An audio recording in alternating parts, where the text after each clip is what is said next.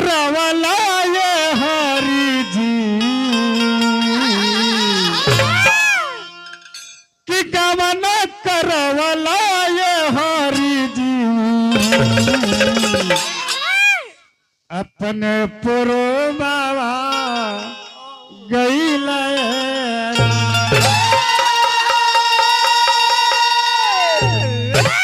यही लयवा के गोलू राजा गौले रहन ये तो भरत शर्मा के गावल रहे यही लयवा के थोड़ा सा चेंज कैले गोलू राजा का गौले कि छोड़ी गावन हरी में हरिया जन जानो करिया कर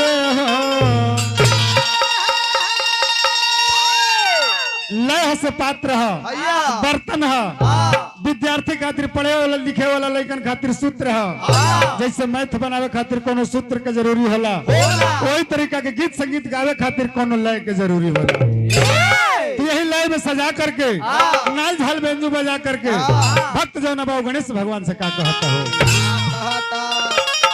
कि गौरी के लला नवाए बाबा हो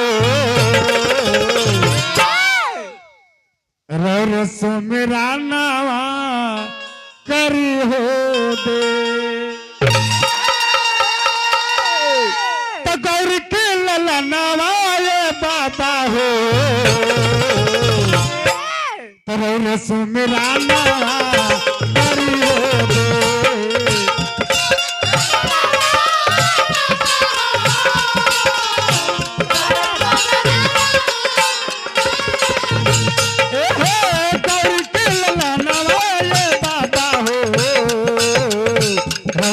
मेरा नावा करी हो दे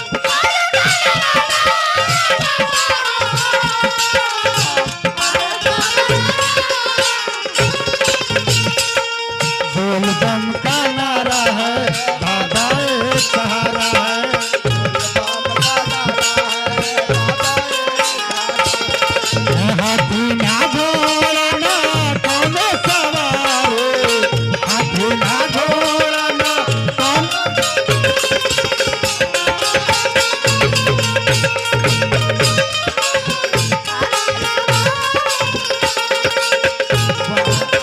बाबा एक सहारा है बोल बम का नारा है बाबा एक सहारा हाथी ना घोड़ा ना कोनो सवारी हाथी ना घोड़ा ना कोनो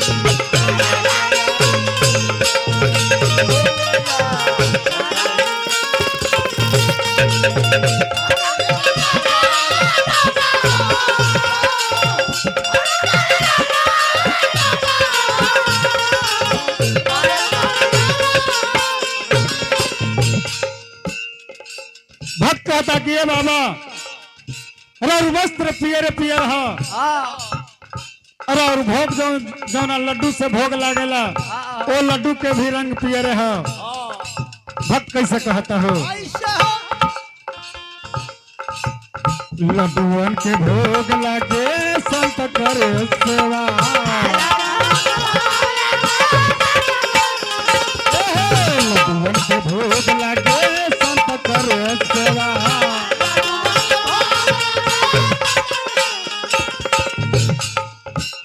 भक्त कहता कि बाबा आखिर कौन ऐसा कारण बा जे गणेश भगवान पर दुख चढ़ेला एकरो पीछे कोई बड़की रहस्य बा बाबू भक्त कहता कि बाबा अरे मंगल के दाता है विघ्न के हरता है प्रमाण मिलेला कि जकरा जन्मते मंगल भइल तू आज मंगल के दाता कहता नहीं जकरा जन्मते गर्दन कटाइल यानी कि अमंगल भइल और आज मंगल के दाता कहता नहीं हाँ।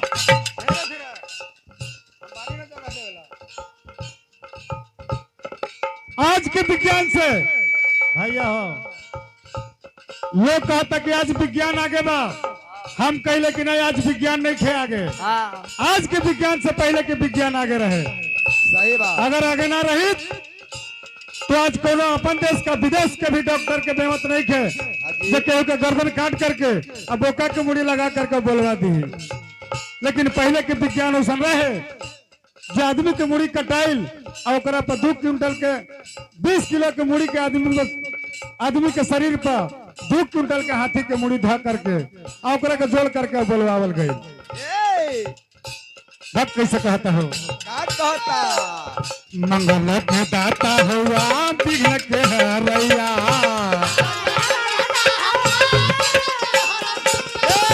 मंगल के दाता हुआ विघ्न के हरैया।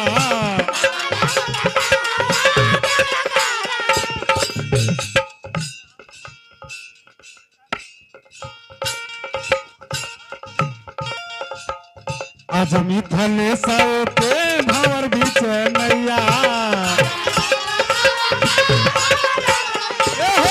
आज मिथले सौ के भंवर बीच नैया।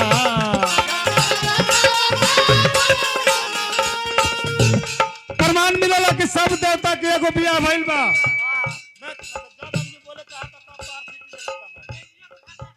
हेलो बेंजू को साउंड उठाइए, इसको थोड़ा सा कौन से सीटी ले रहा है आपको मिलाना चाहिए। साउंड वाला कहिए कि चालू कीजिए ना, आप लोग हम लोग बना देंगे और हम लोग चालू कर देंगे तो आप लोग को बुझावे ना करेगा कि कौन सा का हो रहा है। महाराज के वाह वाह। सब देवता के एगो मेहरारू बिया, एगो पत्नी बा, लेकिन प्रमाण मिलेला कि हमरा गणेश भगवान के 2 गो मेहरारू बिया। एकर पीछे कारण का है? आखिर कारण का कि सब देवता के एक गो मेहरारू बाड़ी और गणेश भगवान के 2 गो बाड़े। का 2 गो रूप होला से आदमी के शरीर में हाथी की मुड़ी होला से ना। एक समय में तुलसी जब अपना जवानी पे आली शादी करे जोग भैली, तू अपने सोचली कि ना हम अपने बर, अपन जीवन साथी, अपन जीवन संगी अपने आप हम खोजब। वो घर से सज धर के निकल गईली, ढूंढत ढूंढत बहुत दूर तक ढूंढली, केहू ना मिलल। जब कुछ दूर आगे बढ़ली तो एगो जंगल में गणेश भगवान आसन मार करके तपस्या में लीन रहनी है। जैसे ही गणेश भगवान पर नजर तुलसी के पड़ल, वो सोच गली कि यही आदमी जौना बाड़े ये हमरा जोग बाड़े। तुलसी जा करके गणेश भगवान के तपस्या भंग करे के चाहली, बहुत कोशिश कैली, कोशिश करत करत तपस्या के भंग कर देली।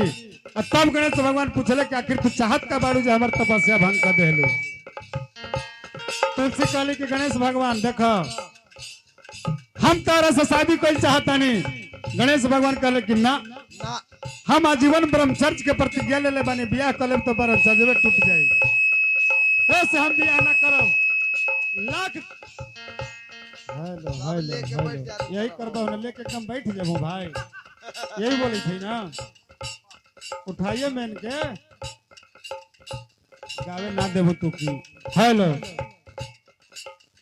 क्रोध में आकर के तुलसी काली के गणेश भगवान रउआ एगो बियाह करे से पीछे हटता नहीं, तो हम क्रोध में आकर के रउआ के श्राप देता नहीं कि एक दिन ऐसा समय आई कि एगो मेहरारू ना तारा 2 गो मेहरारू रखे के पड़ी। गणेश भगवान सोचले कि अरे तो बड़ा बेकार कर देली, काहे भाई ऐसा काहे तू घटबे तो बढ़ावित रही था, सारा हम लोग का मनोबल आप खराब कर दे। यही ना बोल रहा है आपका। आकर के बॉक्स के बगल में सुन करके देखिए, उठा दे रहे हैं तो उठाइले रहिए, इसको घटाइए नहीं, उठाइए इसको। गणेश भगवान सोचले कि श्राप दे देली तू बिफल जाई ना, तो गणेश भगवान कहले कि ठीक बा, तू तो हमरा के श्राप दे देलू तो हमरा के भोग ही के पड़ी, तो हमू तारा के श्राप देता नहीं कि बिना गलती के हमरा तू श्राप देले बाड़ू, तो हमू तारा श्राप देता नहीं कि तारा कोनो मानव से ना कोनो देवता से ना तहरे एगो राक्षस से बियाह होई। वही माता तुलसी के संग चुड़े नामक राक्षस से बियाह भइल और तुलसी के श्राप के ही कारण गणेश भगवान के रिद्धि सिद्धि से बियाह भइल। रिद्धि सिद्धि के सजाना वाले बाबा हो, रिद्धि सिद्धि के सजाना वाले बाबा हो, मोर सुमिरा नावा में आई हो देव, तो मोर सुमिरा नावा में आई हो देव।